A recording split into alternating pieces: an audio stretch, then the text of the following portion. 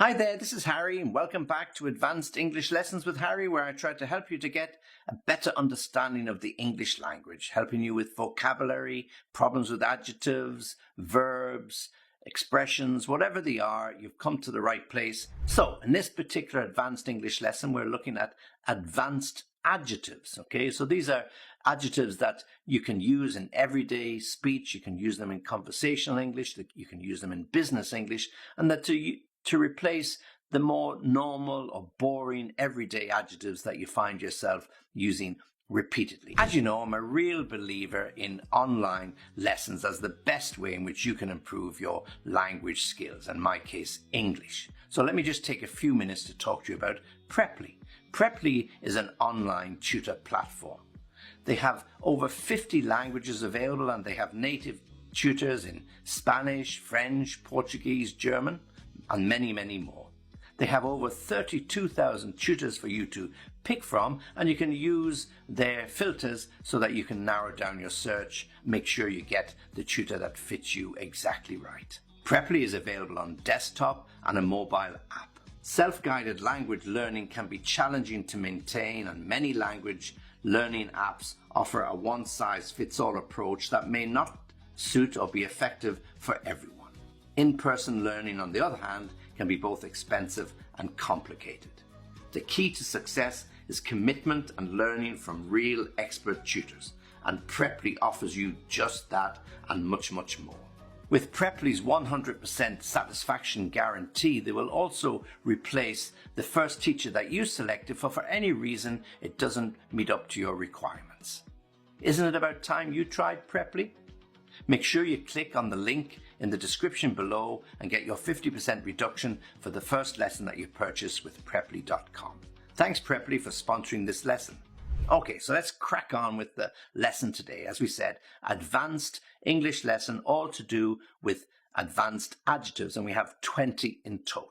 Okay, let's go through them one by one. So the first one, good. Okay, so this is, oh, the weather is good, the food was good. So what words can we use instead? Well, we can use excellent or superb. Oh, the weather is excellent, really hot. It's above 20 degrees every day for the last week, and you really, really feel good when you step outside. Or superb, yes. Oh, yeah, the food was superb. You really should go to that restaurant.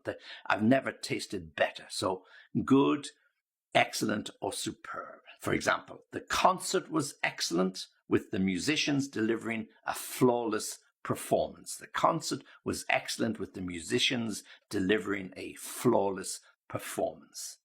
The chef's cooking was superb, with each dish perfectly seasoned and beautifully presented. So the chef's cooking was superb, with each dish perfectly seasoned and beautifully presented. So there you've got examples of good, ordinary adjective, and you can replace it with excellent or superb, and you've got examples as to how you can use both of those. So let's take the second one, number 2, bad. And the two alternatives that I have for you are terrible and atrocious. So just be careful with the pronunciation of that. Terrible, easy, but atrocious, okay, just to make sure you get the right stress, atrocious. So we often use bad and terrible and atrocious when we're talking about the weather. So let me give you an example. The weather today is bad. So that's the basic use of the adjective. The weather today is bad. The food at the restaurant was terrible, and the service was even worse. So you go to that restaurant and it was a big mistake. The food at the restaurant was terrible and the service was even worse. Now, if we use atrocious, it brings it up a level and it means shockingly bad or cruel or really, really terrible. Okay, so for example, the conditions in the prison were atrocious, with inmates living in inhumane conditions. The conditions in the prison were atrocious, with inmates living in inhumane conditions. So atrocious and terrible, two alternatives to the adjective bad. Number 3, happy. So ordinary adjective, happy, happy person, a happy smile. Okay, and two alternative words, joyful and ecstatic. Ecstatic, joyful, ecstatic. I'm happy to see you. very basic. I'm happy to see you. Joyful means a feeling of great happiness or delight. The children were joyful as they opened their Christmas presents. The children were joyful as they opened their Christmas presents. And ecstatic, the example of this would be winning the championship for the team left them feeling ecstatic with joy. Okay, so winning the championship for the team left them feeling ecstatic with joy. Okay, so 2 words, ecstatic, joyful to replace happy. Remember to click on the link in the description below to make sure that you get the 50% reduction in the first lesson that you purchase with Preply.com. Now, number 4, if we use the adjective sad, and again, it's just a very ordinary adjective, sad. She was sad after the breakup of her marriage. She was sad or felt sad at the death of her pet dog. And 2 alternative adjectives could be melancholy and sorrowful. Melancholy and sorrowful. And again, just be careful with the pronunciation, particularly on that word melancholy.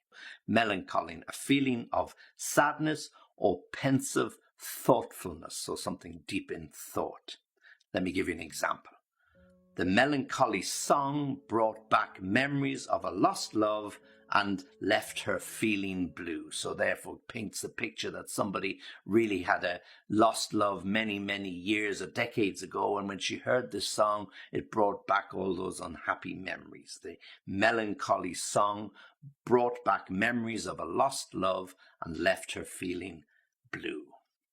And then sorrowful. Sorrowful means a feeling of sadness or distress. She looked at the old family photos with a sorrowful expression, missing the days when they were all together. Okay, so a feeling of deep sorrow, sorrowful. So she looked at the old family photos with a sorrowful expression, a really sad expression on her face. Number 5. So the simple adjective here, big. Yeah. The big house, the big rock, the big tree. Very, very ordinary, basic. But 2 alternative adjectives could be enormous and colossal. Enormous and colossal. And again, just be careful on the pronunciation, particularly with that word colossal. Okay? So let me give you some examples of that. So enormous, what it means is extremely large or something huge, enormous. The elephant was enormous, towering over the other animals in the zoo. So the elephant was enormous, towering over all the other animals in the zoo. And colossal means extremely large or massive, so very, very similar. The colossal statue was a testament to the skill of the sculptor. The colossal statue was a testament to the skill of the sculptor. So colossal means something really, really big, enormous, massive, or extremely large. So here are 2 really good adjectives to replace big. So you get fed up using the big tree, the big house, the big news, enormous, colossal, even massive. Number 6, we'll go to the opposite, small. And again, ordinary adjective, small. The puppy is small. The piece of cake is small. 2 alternatives would be tiny. Some people say teeny or tiny, or minuscule, as a really nice word, minuscule. So meaning really, really small. So tiny and minuscule as alternative to the adjective small. For example, the tiny kitten could fit in the palm of my hand. The tiny kitten could fit in the palm of my hand. And minuscule means extremely small. The minuscule font on the label made it impossible to read. The minuscule font on the label made it impossible for me to read. Okay, so minuscule and tiny as alternatives to that adjective small, a very ordinary adjective small. Number 7, fast. So here we're talking about speed, fast, and 2 alternatives would be rapid and swift. Rapid and swift. So the basic adjective fast, he's a fast runner, he drives a fast car, yeah, okay? And if we look at rapid, rapid means something that happens or moves very quickly or at a fast pace. The train moved at a rapid speed, rushing through the countryside. The train moved at a rapid speed, rushing through the countryside. So you get this feeling of choo-choo-choo as the train bombs through the countryside, chug-a-chug, chug-a-chug, chug-a-chug, flying along, okay? And then when we talk about swift, which is the other word for fast, this is something that is moving or happening very quickly or promptly. The swift actions of the paramedics saved his life. The swift actions of the paramedics saved his life. Okay, so swift and rapid alternatives to fast. And then the opposite of fast is slow. So this is number 8, slow. And two alternatives that we have for slow are sluggish and lethargic. Nice adjectives, sluggish and lethargic. Now, if we just take slow, we can say the traffic is slow. The traffic is slow today, or very slow. So it's a very ordinary or basic adjective. Sluggish means something lacking energy or something slow to respond. So you can be sluggish if you get up in the morning and you've been tired from the day before, it's very warm, you might be feeling a little bit sluggish, a little bit slow. The students were sluggish after lunch, struggling to stay awake for the whole of the lesson. So the students were sluggish after lunch, struggling to stay awake for the rest or during the lesson or the lecture. And when we are lethargic, then we are really struggling, lacking energy, very lethargic. So the heat made her feel lethargic and she couldn't focus on her work. The heat, the intense heat, 35, 40 degrees, made her feel lethargic and she was unable or she couldn't concentrate on her work. So lethargic and sluggish, really, really good alternatives instead of something that is slow. But we often use them regarding people. So he was feeling lethargic. She was very sluggish. Yeah, okay. So the traffic was slow, but the person lethargic or sluggish. Number 9, when we're talking about heat, we talked about feeling hot. So what are alternatives to hot? Scorching, and we can say scorching hot, or sweltering, yeah? Scorching or sweltering. And these are really great adjectives when we're describing the real intense heat of a hot summer's day, a scorching hot day or a sweltering day. So as a very basic adjective, we could just say it's hot outside, but it doesn't really give any great description. So we can say scorching, something extremely hot or burning. So if you ever walk on really, really hot sand next to the beach, oh, this sand is scorching, it's going to burn my feet. Yeah. So the scorching sun beat down on the desert, making it unbearable to walk. So when the sand is really hot. So the scorching sun beat down on the desert, making it unbearable to walk.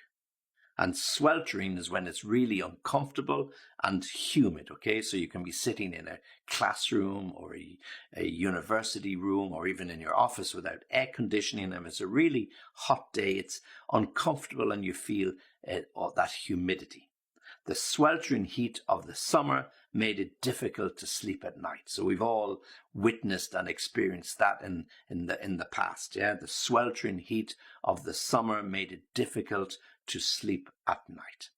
Okay, so there again, 2 good alternatives to a very simple, basic adjective, hot. And then number 10, the opposite of hot, of course, cold. And the alternative adjectives we could use are frigid and icy. Frigid and icy. So it could be icy cold. Okay, so the water, particularly if you go swimming around the coast of Ireland, any time of the year, the water is icy cold. So if we want to use a basic sentence, just the weather is cold today. The weather has been cold this winter or this spring, yeah? So the weather is cold. But if we want to up it a little bit and use more interesting adjectives, then we can say frigid, which means extremely cold. The frigid weather forced the people to stay indoors and bundle up in hot clothes, yeah? So the frigid weather forced people to stay indoors for long periods of time. And icy is when the streets or the trees or the fields are covered with frozen water or frost. So the car skidded on the icy road and crashed into the wall. The car skidded on the icy road and crashed into the wall. Okay, so icy and frigid, two good, strong, advanced adjectives that you can use instead of cold. Okay, now we're moving on to number 11. And number 11 is beautiful. That's not such a bad adjective, beautiful, and just quite basic. The view from the mountaintop or the view from my window was beautiful. So very simple, basic sentence. The view from the mountaintop or from top of the mountain or from the window or the balcony was beautiful. So alternative adjectives that we could use are exquisite and stunning. Exquisite and stunning. Now, exquisite means something extremely beautiful or delicate. Okay, so the exquisite. So a work of art can often be described as exquisite.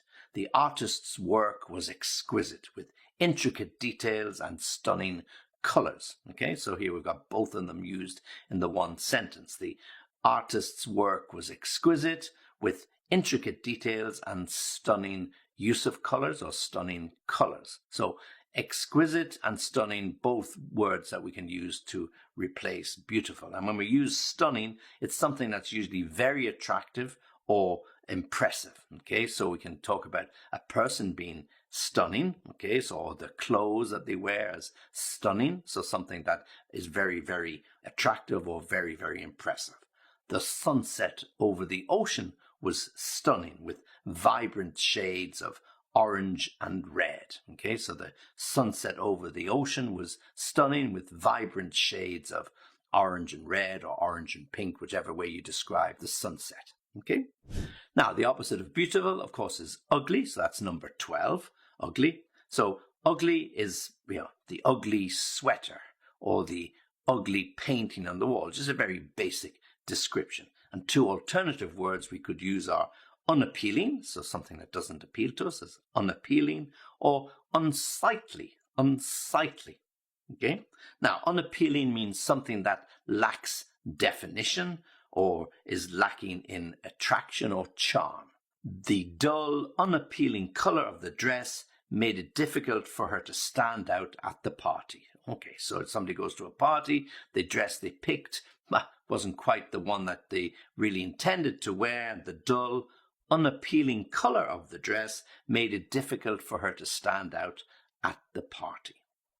And unsightly, now unsightly means something that's not so nice to look at, yeah? So it could be if there was a demonstration in the city and lots of rubbish on the streets, and that could be unsightly. So unsightly is something unpleasant to look at or unattractive.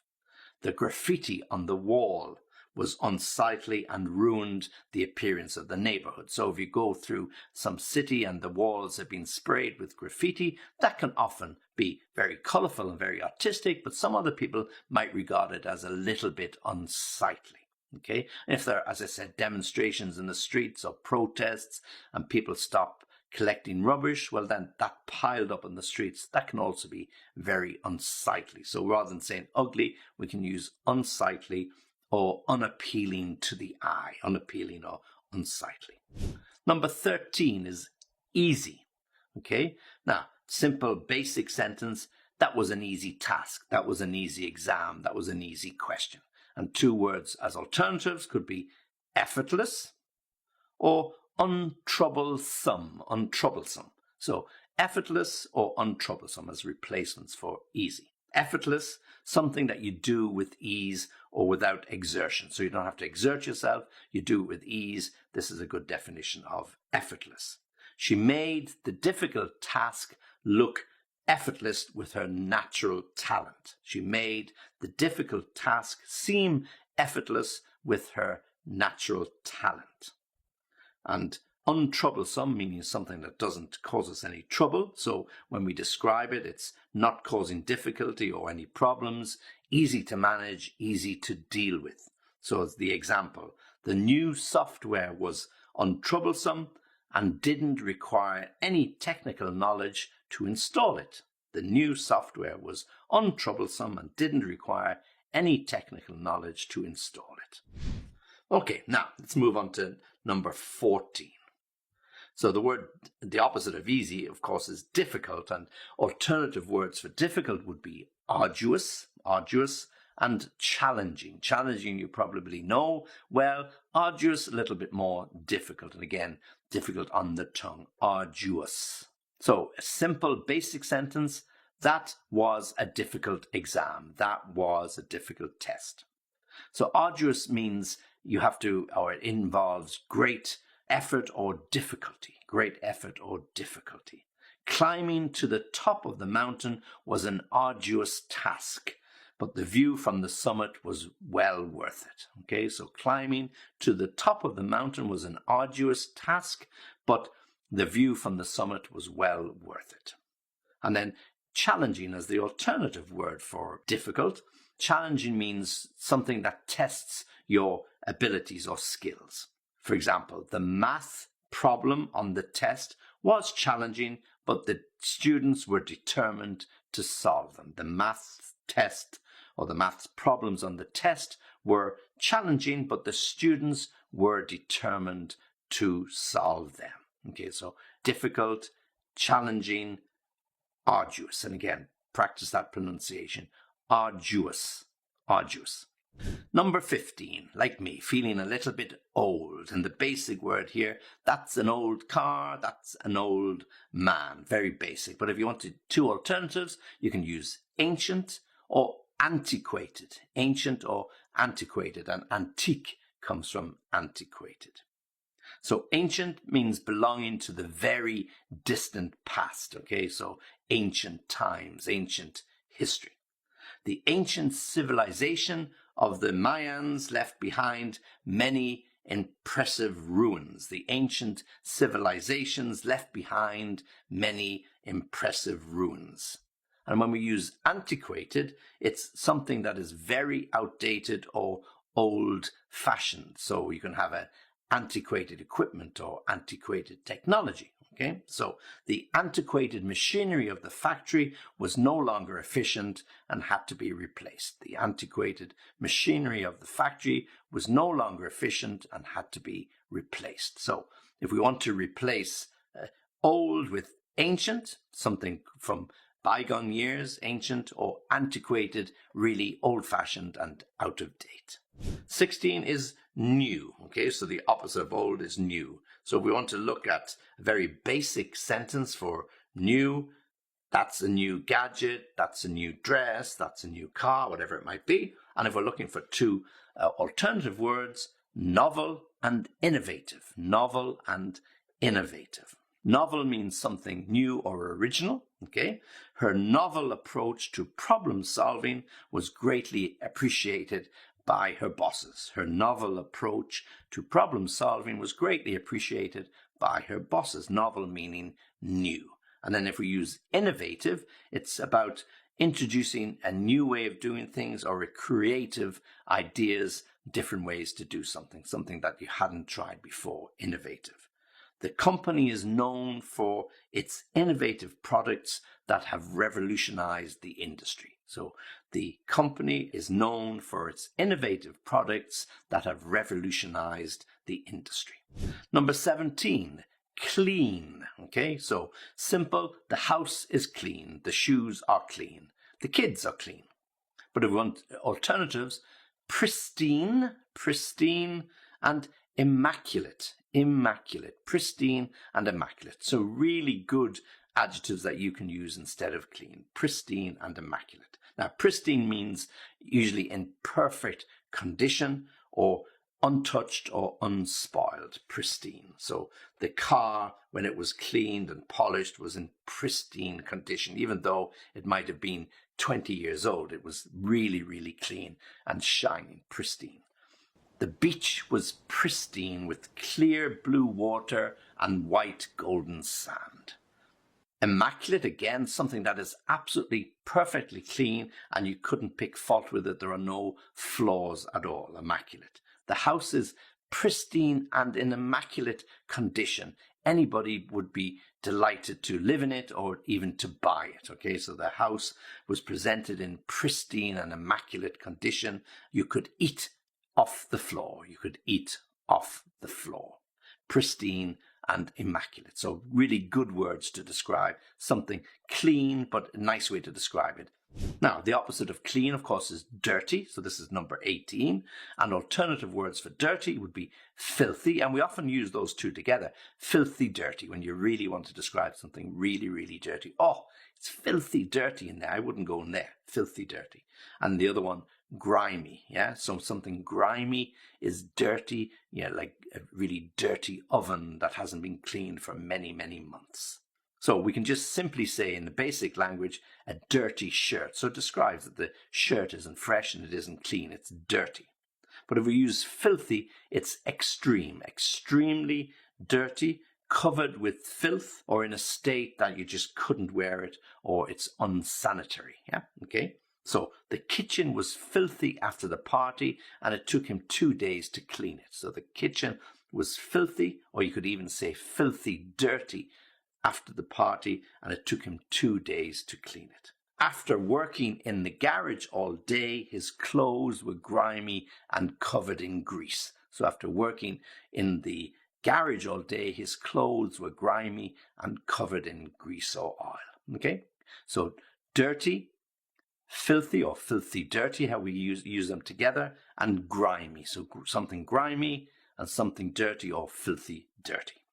Okay, number 19. So we only got 2 to go. Number 19, bright. Okay, so the sun is bright today with a very simple expression, or the lights are bright. Yeah, so something that makes it's easy to see, bright. But if you want alternative adjectives, we could use radiant. Okay, radiant and gleaming. Okay, radiant and gleaming. So those adjectives sort of give you a much better description of how something looks.